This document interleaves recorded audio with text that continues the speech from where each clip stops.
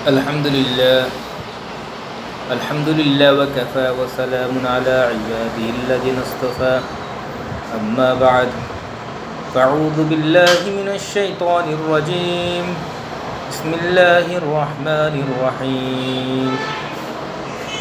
সমস্ত আল্লাহ তাআলার জন্য, যিনি আমাদেরকে দয়া করে এই দুনিয়াতে পাঠিয়েছেন এবং তার অনন্ত নিয়ামত ভোগ করার সৌভাগ্য দান করেছেন, এবং দুরুদ সালাম আখির নবী হযরত মুহাম্মদ মুস্তাফা সাল্লাল্লাহু আলাইহি সাল্লাম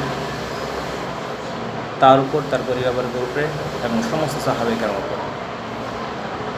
অতঃপর আজকে আমি আপনার সম্মুখে একটি কথা আলোকপাত করব বলে উপস্থিত হয়েছি।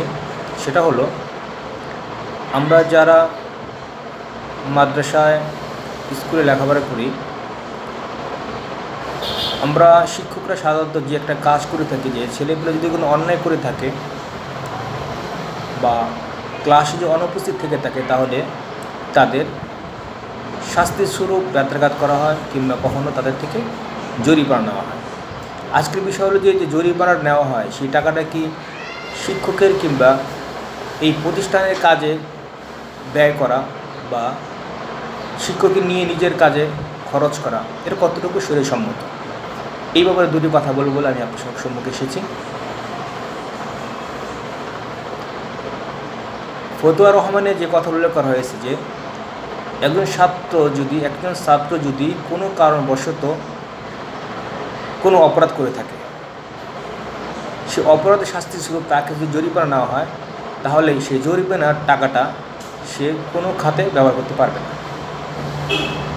এমনকি সে শিক্ষক যদি চায়, তাহলে সেও নিজের কাজে ব্যবহার করতে পারবে, বরং এই টাকা তাকে ফিরিয়ে দিতে হবে, এটা তার হয়।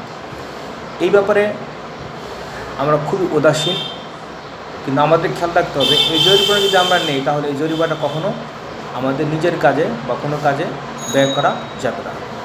এই টাকাটা গচ্ছিত রেখে প্রতিষ্ঠান থেকে যখন সে বিদায় নেবে বা চলে যাবে, তখন তাকে তার টাকাটা ফিরিয়ে দিতে হবে।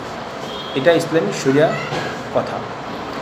আমরা ইনশাআল্লাহ চেষ্টা করব এর আমল করার জন্য। ওমা তৌফিকি ইল্লা বিল্লাহ। আসসালামু আলাইকুম ওয়া রাহমাতুল্লাহ।